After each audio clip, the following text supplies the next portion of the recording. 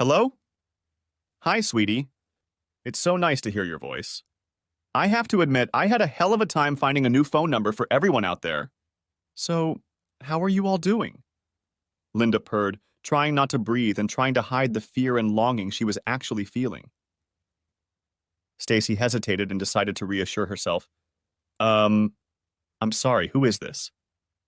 For heaven's sake, Stacy. It's your mother! I'm sorry I didn't call sooner, but damn it. I expected you to at least be able to recognize the voice of the mother who loved and raised you for 17 plus years, Linda said, now very upset. Stacy smiled slightly. She was really sure it was her mom calling, but as usual, she decided to be extra cautious. Caution had the advantage of giving her absent mom an emotional kick in the head without being overtly nasty. Oh, hey, Mom. You caught me off guard and I was just being, cautious. I didn't want to get involved with some stalker. Stacy paused again and decided to object to her mom's loved and raised you for 17 plus years remark. She kept her cool but didn't refuse the polite barb. Mom, I don't think the last 3 years can be categorized as parenting or love. I was almost 14 when you left us, and this is the first word from you in over 3 years. Now I'm 17, and it's been a long time since I felt your motherly love. Linda sighed heavily. I'm sorry, Stacy. It's just that things were so complicated at the time. I just felt like I had to leave. But enough about that! I really just called to see how you were doing, and maybe talk to your sister and brother if they're around. I plan to be much more available to you now that things have settled down. Hopefully we can get things going again, and you can take advantage of being the child of a well-off mother now that Frank and I are married. There's so much I can do for you and Rachel and Josh. Our life is so much better than what it was when I was with your father. Don't get me wrong, your father is a good man, but he just can't provide the life benefits that Frank does. I'm very spoiled now and I love it. Now I want to show you children real life. The way it should be. In the meantime, I can make up for the years we've all lived, given your father's meager income, and yes, perhaps make up for my sudden departure. By this point, Stacy was beyond furious. She loved her father, Ed Mercer, very much. She also respected his responsibility and the heartache he experienced when Linda left, forcing him to become a single parent and raise 2 teenage daughters and a wild 20-year-old son. She was also very proud of the way he turned their lives around after Mom left. Linda had cleaned out the bank accounts before she left, so the financial situation was suddenly much worse than Stacy had ever remembered. At the age of 14, Stacy took on the role of homemaker to help the family survive. Together they survived, but it was a struggle for more than 8 months. Then things got better when her father made some drastic changes, and now life is great. It would have been easy for Stacy to simply pounce on the perpetrator of much of the misery that had defined the 14th year of her life. Her famous temper was at the ready, in the background, like a tiger on a light leash, just waiting for a weakness and an opportunity to strike. Stacy suddenly felt a surge of absolute calm and realized what she had to do, and it was great. If she lashed out at her, her mother would undoubtedly hang up on her and Stacy might never see or hear from her again. It wouldn't do anyone any good, and she really wanted to keep her relationship with her mother despite all her nonsense. Stacy enjoyed the calm that enveloped her as she decided how to proceed. She would make her point, rub her mother's nose in the slime of her mistakes, and in doing so preserve the chance of a continued relationship for her, her siblings, and her mother. Stacy smiled broadly and thought, Stacy girl, you may have just learned a huge life lesson. Mom, you won't believe how hot I am. Hold on, I'm about to take a picture on my cell phone camera and send it to you. Don't hang up! Stacy stood in front of the full-length mirror in her bedroom, with plenty of light coming through the window. It was about 4 o'clock in the afternoon in the middle of June, so the sun was coming in strongly through the west-facing window. She smiled radiantly, turning slightly sideways to show off her styled strawberry blonde hair, gathered on her head in an elegant style. She was wearing a full-length lavender evening gown, elegant but fitting her very feminine figure, showing her transformation into a full woman. The dress was complemented by long white gloves that hugged her arms just above the elbows. She took 2 pictures, chose the best one, and quickly sent the picture to her mother's cell phone. Did it work? What do you think? There was a long pause while Linda considered and digested the implications of 3 years in the life of a blossoming young woman. Oh my goodness. Oh, Stacy. You're beautiful. You, you, I have no words. Linda said it in something of a whisper, suppressing the lump in her throat that was trying to choke her. Oh, Stacy, I've missed so much. You've grown so much. Oh shit, what have I done? Stacy ignored her mother's musings and continued. You think it's something? Wait until you see Rachel. Stacy slipped across the hall to her sister's room and pushed open the door where her 14-year-old sister was doing a last-minute, elegant updo of her long, thick, honey-brown hair. Rachel's hair was also gathered on her head in several ringlets that framed her face. Her large gray-blue doe eyes and soft facial features made everyone stop and stare at her. Her face was strikingly beautiful. She was wearing an evening gown, delicately elegant, but hiding her charms much better than her older, more mature sister's dress. Hey, Rach. Strike a pose. Mom's on the phone, and I'm going to send her a picture of you. Rachel was assisted by a woman in her 30s, also dressed in an evening gown that was meant to impress. The woman had a regal beauty that constantly turned heads wherever she appeared. The woman started to move away from the picture frame when Stacy intervened.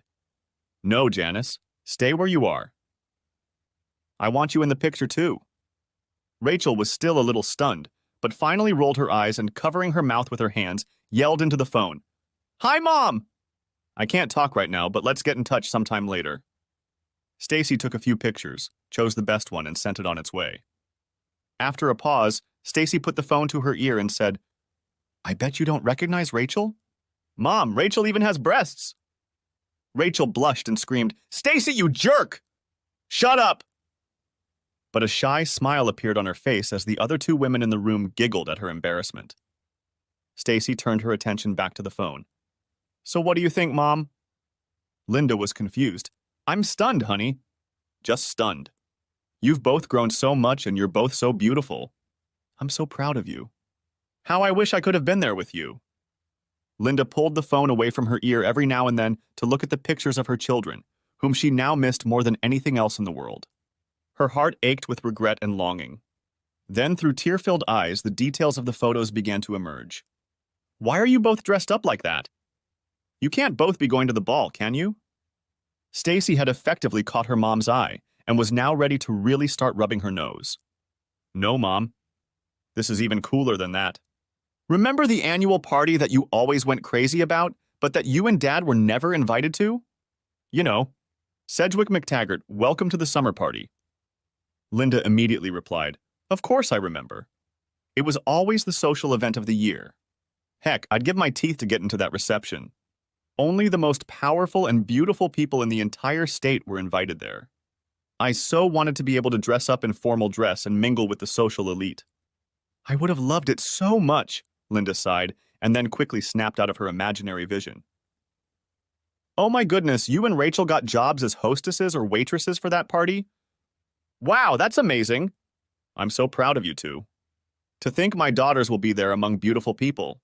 I'm jealous, Linda muttered breathlessly. No, Mom, we're not waiters. We are the invited guests. What's more, we're going to sit at the head table because Daddy is the guest of honor. It's a surprise for him, but Daddy will be roasted too. Isn't that cool? I'll even be one of the roasters! I'm so nervous, but I'm also so excited. Linda was stunned. What, you're kidding, right? You have to be kidding. Why would a lowly cost containment clerk be invited to Welcome to Summer, much less as the guest of honor? That just doesn't happen in real life. You're lying to me, aren't you? Yes, of course, Mom. Rachel and I get dressed up every day just so you call so we can pull your chain. Don't get me wrong, Mom. A lot has changed since you left us. We were in a lot of pain, no, we were all devastated. But Daddy brought us all together, even Josh, and somehow made a new life for us. Maybe I should fill you in on what's happened since you left us. It needs to be done quickly because the limo should be back with Fauna and Josh in about 15 minutes, and then we'll have to leave. Stacy took a deep breath to suppress her anger before she began the story of their life after Mom. Dad was pretty much destroyed when he found out you were doing it with some old fart and you're in his bed. You kind of disappeared right after he found out about it and confronted you, so I guess you were already planning on leaving, but the date just got pushed back a bit. Linda interrupted Stacy to whisper, I'm sorry, Stacy. I didn't realize you were aware of what happened between me and your dad, but yes, after your dad found out, I felt I had to leave. What was the point of staying? My God, he even had pictures of us. Frank and I decided to leave town and go to his apartment in Manhattan, where we've lived ever since. I'm sorry your dad decided to tell you about what happened. I think it was very low to involve you kids. Horse shit, Mom! It's just pure horse shit! Stacy tried to get her growing temper under control. She took a deep breath and continued. Daddy didn't tell us. I'm the one who told him. Who do you think took the pictures? Shit! Rachel and I got home and everything was quiet except for the strange noises coming from your bedroom. I told Rachel to wait downstairs and I quietly went upstairs to check. When I saw what you were doing, I grabbed your cell phone and took some pictures and sent them to Dad. Rachel and I then left and went to a friend's house. By the time Rachel and I got home, you had locked yourself in your bedroom and wouldn't come out, but we could hear you crying. The next morning you were gone. The last thing I remember of my loving mother is her lying on her back under some old man in my father's bedroom. Tell me I didn't need therapy to get those images out of my head. I'm glad you at least covered your bodies, or I'd probably still be in therapy right now. I can't believe it was you who betrayed me, Stacy. How could you do that? I don't think this is the right time or place to exchange jabs about betrayal, Mom. That would be a very uneven duel, don't you think? I'll take my fire hose against your gun any day, and we won't even talk about Rach and Josh's stuff. So do you want to repeat the history of the last 3 years or not? Stacy marveled at her own composure and how she handled the situation. The thought flashed through her mind that she had really grown and matured over the past few years. At that moment, Linda realized that in order to have any kind of relationship with her children, she would have to go through hell of responsibility for her actions and their outcome. This was not going to be an easy task. A few gifts and trips would not automatically make things right. Her children had to come to terms and adjust to life without her. She wanted to know how they coped, but to do that, she needed to know what they thought of her decisions and choices. Did they all really hate her? There was no time to run now. If she backed down now, she would likely lose them, possibly forever.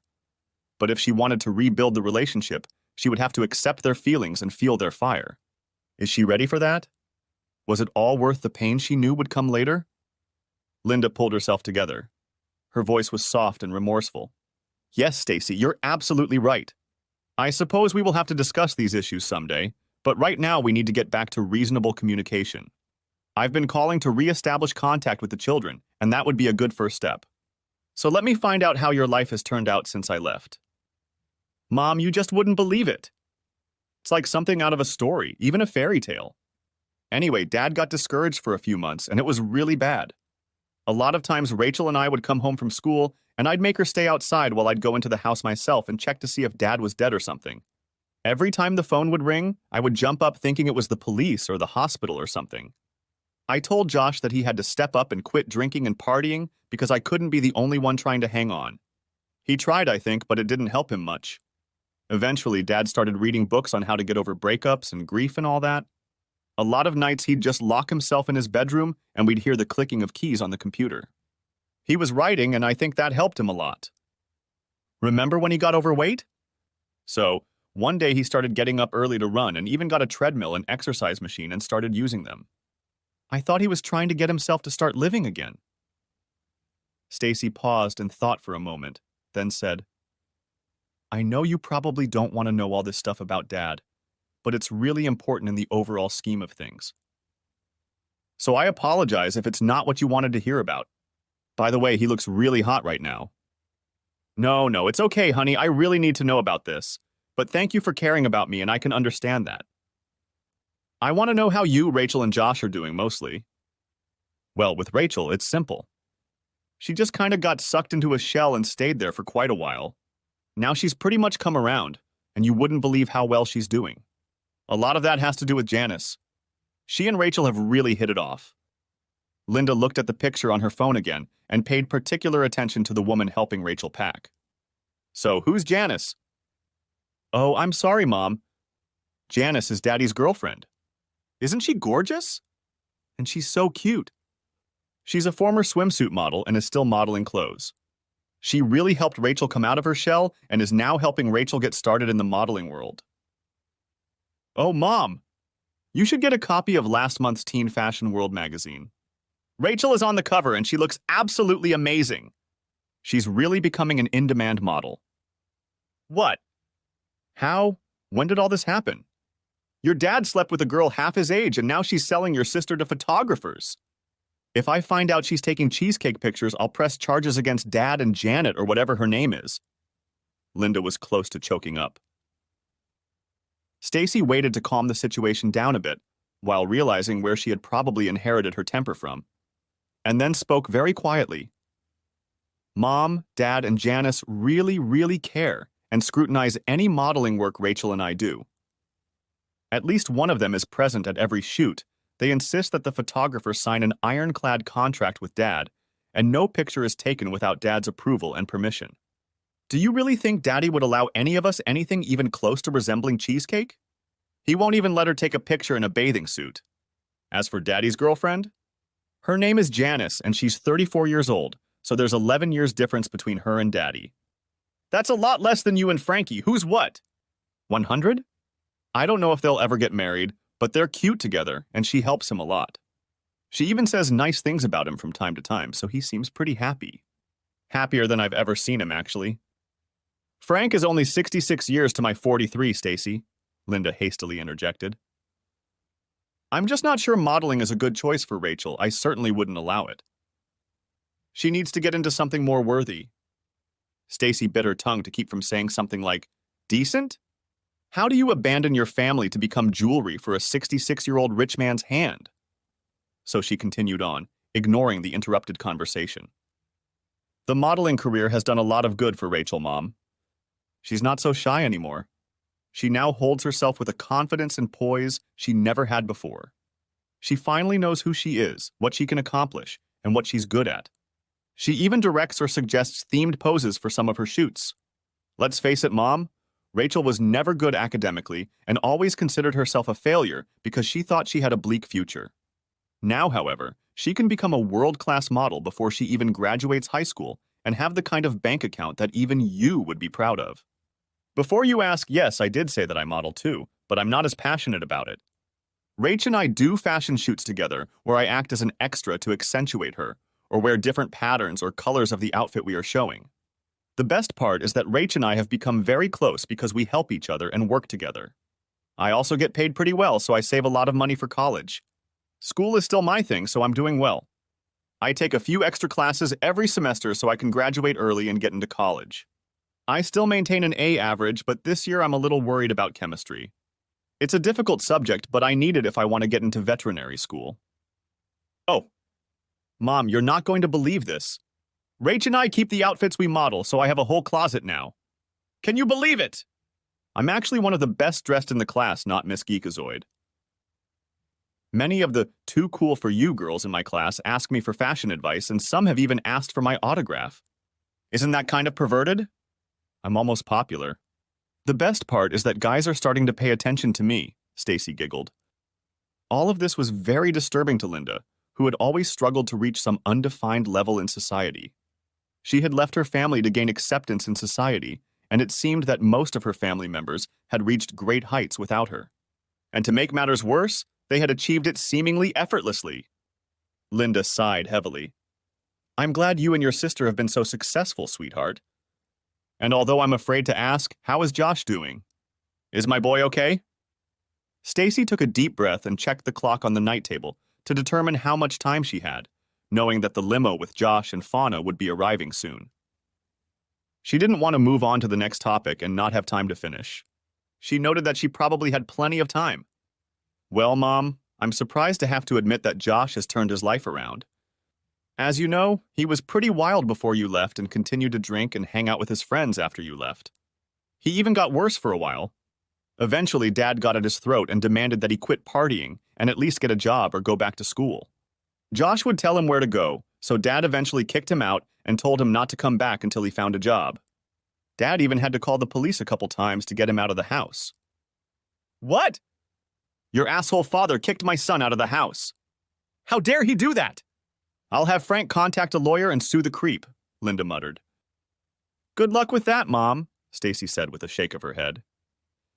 She knew that her mother had always considered Josh her favorite and allowed him everything. She also knew that Linda supported his antics, slipping him money when he asked for it. He was actually very lucky that he had never been arrested or gotten into serious trouble. That was a year and a half ago, Mom, and since then Josh and Dad have pretty much reconciled. For a while, Josh made money off his friends, but even they got tired of supporting his lazy ass and they left him. He lived on the streets for a while and finally decided he didn't like life there, especially when he saw that the three of us were doing well. He came to Daddy, apologized, and wanted to come home. Dad continued his get-a-job-first attitude, and Josh got a job working on the roof. He eventually moved home, but Dad made him pay his own rent to show him what being an adult was all about. It was funny to listen to him moan about working hard, having to pay for food, rent, and a car, and then not having any money. His father always told him that this is the real world, and you have to get used to it. It went on like that for about a year until Fauna came along. Don't tell me your father has another girlfriend. Who's Fauna? Stacy laughed. No, Mom, Fauna is Dad's personal assistant. She's very smart and doesn't put up with anyone's crap. Dad always calls her his boss. She's only 22 years old, but she already knows her stuff. She met Daddy at a conference he was working at in Minneapolis. She walked up to him, shook his hand, and told him that if he wanted to be a real success, he needed to hire her to handle his travel arrangements, book his tickets, and manage his expenses. She then handed him her resume and told him to call her when he was ready to get serious about his career. Dad hired her right away. She lives with us, and Dad jokes that he has his own harem. She was really instrumental in helping Dad get his career started. She's like my own big sister, and we all love her. She's a real Norwegian cutie. About 5'7" tall, with short blonde hair and blue eyes. Josh took one look at her and fell in love. She told Josh that she wouldn't date anyone who wasn't going somewhere in life, and suddenly Josh was motivated.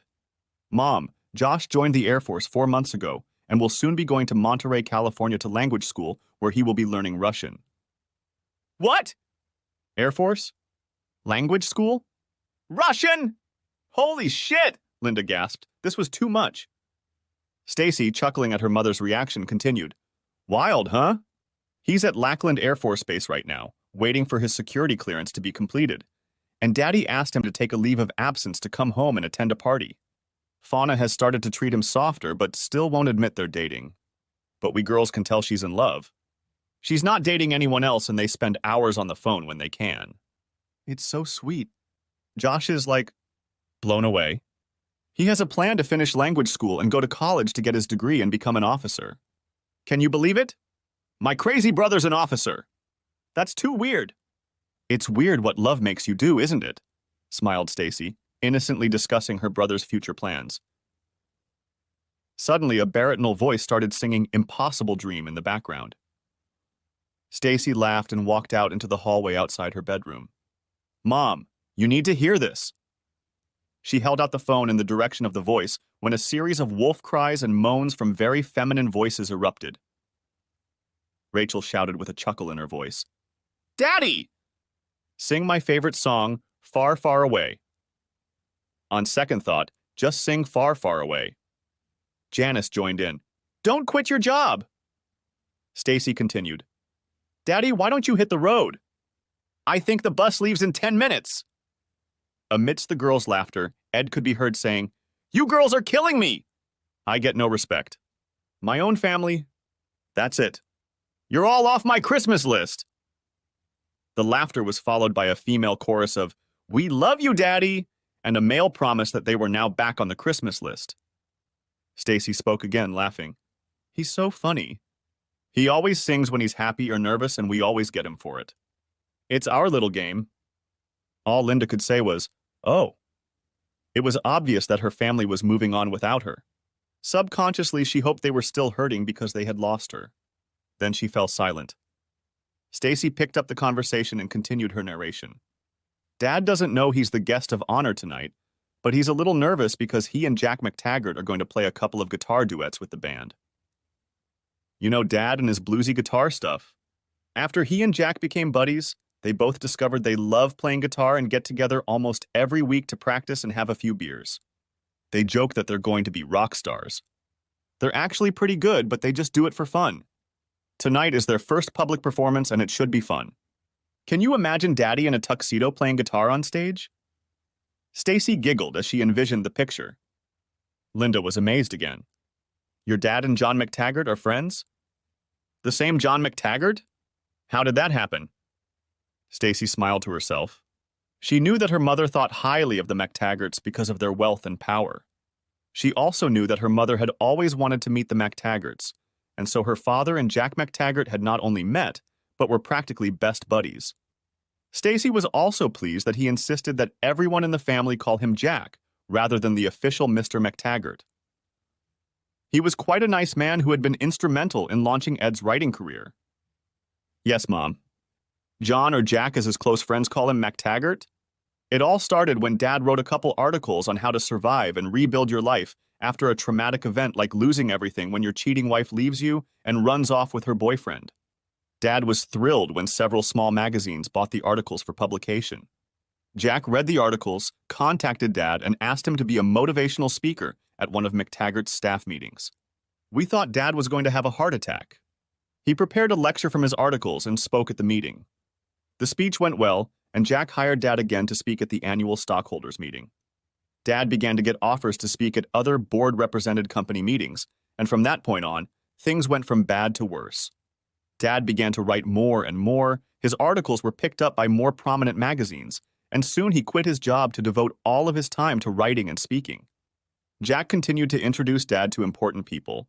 They started socializing and soon discovered that they both loved playing blues and rock guitar. They've remained buddies ever since. Stacy paused for a long moment to give her mother time to digest what had happened. After all, it had been an amazing turn of events. Is your father a writer now? An author? A published writer? Your father, my ex-husband, is a writer? Linda tried to get her head around the far-fetched concept of her former loser becoming successful. She secretly hoped it didn't pay so well. From the main floor of the house came the sounds of activity. People arriving, noisy conversations, and light laughter. A strong male voice was heard as well as a softer female voice. Stacy saw Janice leave Rachel's room and head toward the stairs leading to the main floor. It wasn't hard to guess that she was heading downstairs to act as hostess for the new arrivals. Stacy suddenly remembered something she had forgotten to do tonight. Mom, I'll have to leave soon. Jack and Mona McTaggart are here with photographers to take pictures for the society page of the newspaper and the picture book they publish and sell every year about the magical time people had at the Summerfest. It makes me want to vomit, but I think the book raises a lot of money for charity and makes us participants feel warm and good.